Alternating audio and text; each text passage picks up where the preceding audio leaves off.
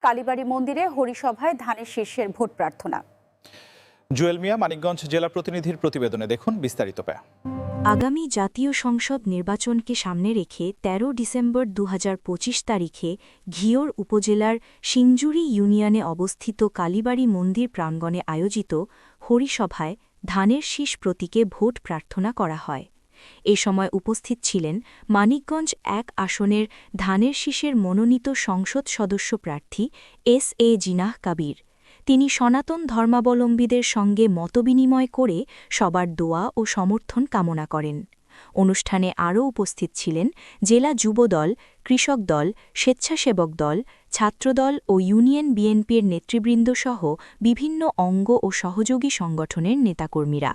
বক্তারা বলেন, ধর্ম-বর্ণ নির্বিশেষে সকল মানুষের অধিকার ও নিরাপত্তা নিশ্চিত করাই তাদের রাজনীতির লক্ষ্য।